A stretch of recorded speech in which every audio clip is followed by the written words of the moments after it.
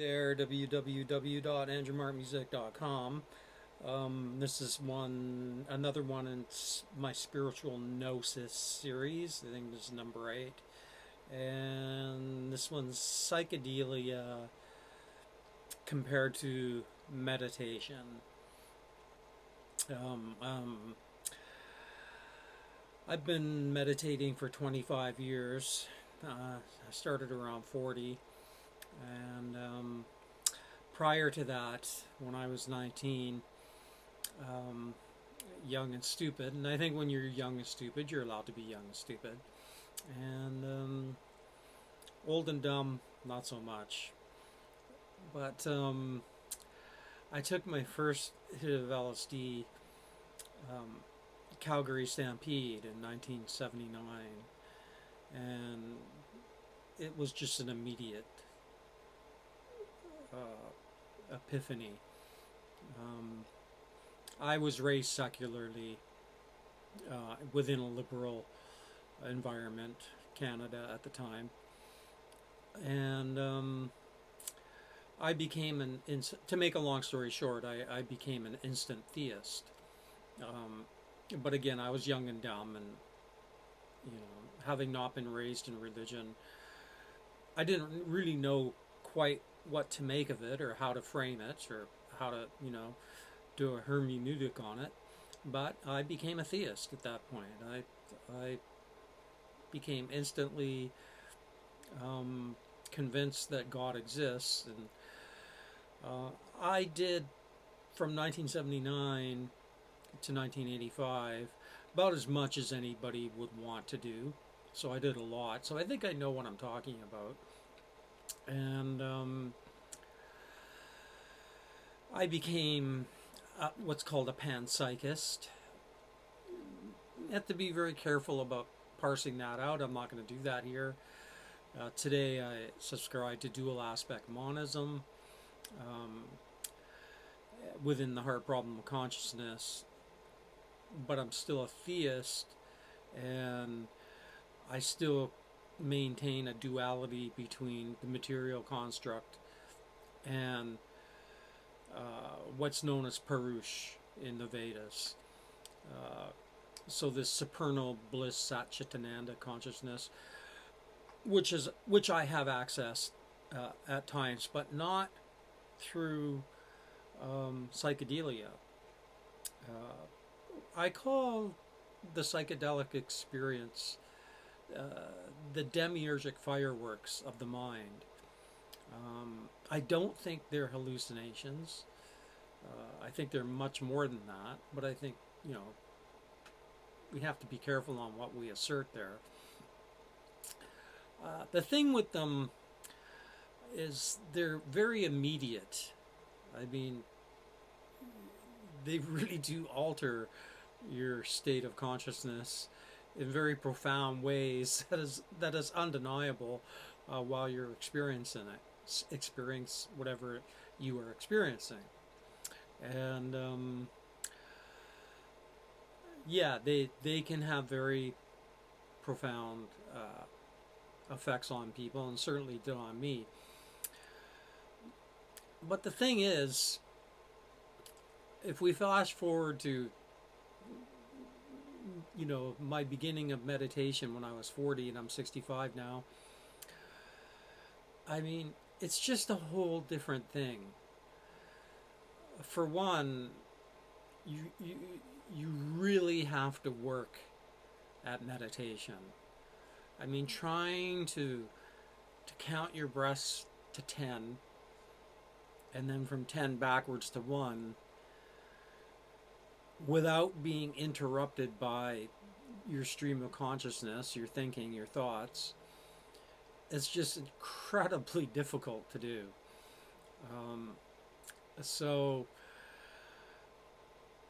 I don't want to disparage the psychedelic experience, but I also want to put it in context, and I don't think it's an equivalent to the meditative paradigm, which I think is in the end more profound, and it will lead you to the place that you need to go to, as compared to some of the rabbit holes that psychedelia takes you down, which I believe are like Wizard of Oz cul-de-sacs. They're magnificent to experience, but that's my view on it. I mean, I could be wrong. Um, how how real the insights of meditation are. Um, Again, it's easy to dismiss some of the things that I've come to, really feel is accurate are ideas along the lines that morality is real. Like nihilism is not real. Nihilism is a misunderstanding of reality. That the Purush can override the determinism of the archontic demiurgic construct, the matrix, and it is determined by the archons, and the Buddha did not deny the existence of the archons. He just said they're a part of samsara, and they are a part of samsara. They control the astral plane, and they control the reincarnation complex. No matter how it works, they're in control of it. This also means that when you do the LSD and you have a profound experience, it becomes laughable to believe in materialism, which I would say is slightly different than being an atheist. From a mundane, normal state of consciousness, I understand that materialism seems it seems kind of accurate, but it's not. Other things, that there's more to life than just seeking pleasure. The meditative experience denies hedonism. One of the things that, as a Christian Gnostic, that I find sympathy with was the asceticism and denialism and renunciation of the Jains, which the Buddha correctly critiqued. And I've said, as a Christian Gnostic, I mean, we're downright revelers compared to the Jains. So a severe asceticism is a wrong path too. And as a Christian Gnostic, if you really delve into what I'm saying on my website and all the nuances that are there, you'll find that not only don't disparage the material construct to unfair degrees, I'm also respectful of the role of the demiurge, even though I think it's malignant. So yeah, I mean, I do think I'm fair there. And as far as my criticism of their economic system here, I have so many blogs like what would a healthy spiritual gnosis look like, and my 4 pillars of a New Earth Commons, which would give them a way out of their nightmare. And basically it just comes down to just take homes, food, shelter, clothing was the old way to frame it, and I'm framing it in a modern perspective of homes, food, education, and healthcare. You just forego profit in those 4 areas. Problem solved with capitalism. Capitalism could still function, within what I call a commercial sphere, but the residential sphere would be not for profit. But the archons that control this construct will never allow it. They'll never allow a healthy economic here. It's just not possible. This is their property.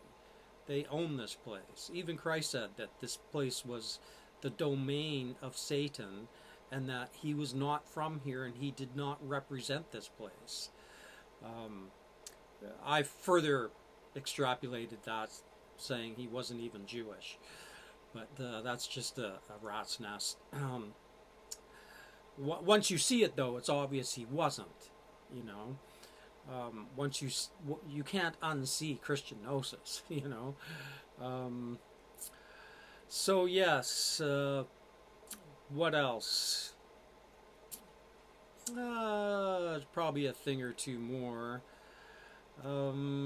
Surely there was another heresy that the Buddha addressed. Anyway, I'll link my blog on it. I just did a blog on the Six Heresies. And I think, we'll leave it at that. I continue to meditate. The most profound thing that I've been given by the Spirit after 25 years of meditation, and I'm an amateur meditator, but I have been given the spirit of equanimity and even-temperedness, and through all the shenanigans of the last 5 years, I've remained very even-keeled through the whole thing, even though the Archon policies have been extraordinarily destructive to the life that I built. So, yes, through it all, I've maintained a nice evenness of keel. Now, do I want that tested? Not particularly. I don't really want to be tested per se through some kind of apocalyptic situation to see how I can stay, calm, cool, and collective through equanimity. I wouldn't want to put it to the test. But I can't deny that has been a gift of the Spirit that is profound with longevity, right? So it's not fleeting like a psychedelic experience is fleeting. You have this profound experience and it's over. But that's not the case with meditation. Meditation is much harder to do. It's much more work to do. And the payoffs are more profound with more longevity.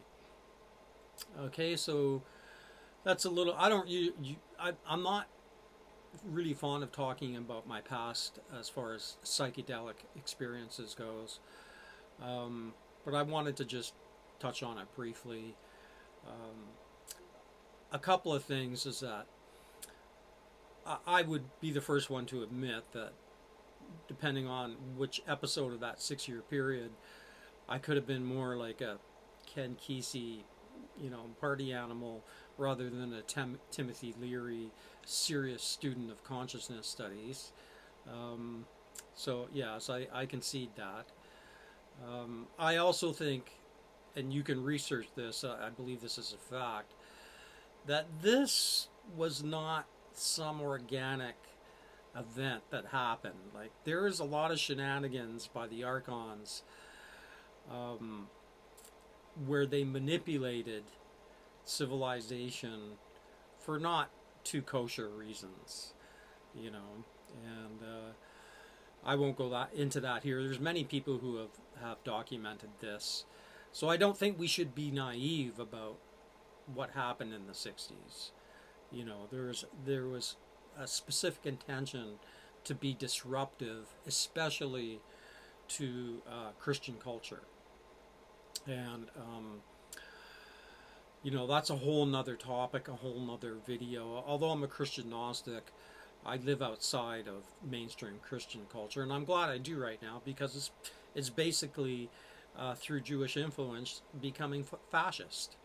or should I say Zionist influence. It's becoming fascist, and they've inverted everything it means to be like Christ. Okay, so that's this one. That's Spiritual Gnosis number 8. This one was psychedelia compared to meditative experiences. Andrew Mark music. Get the hell out of here. Sam Sarah, that is.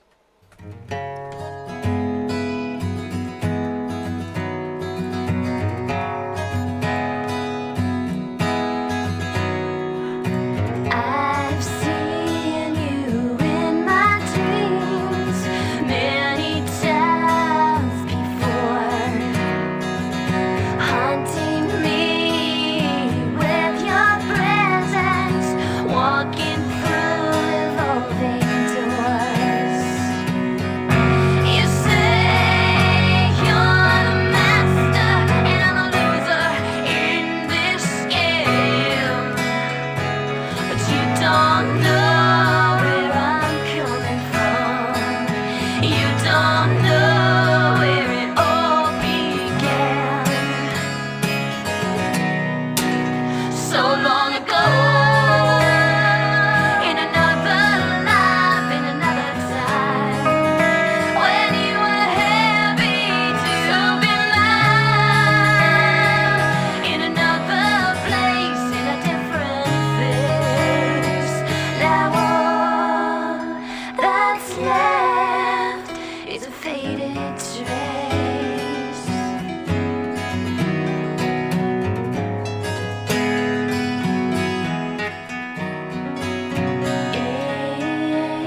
In the beginning, before we broke, there was a strike, and then a light, and you woke up screaming in the middle of the night.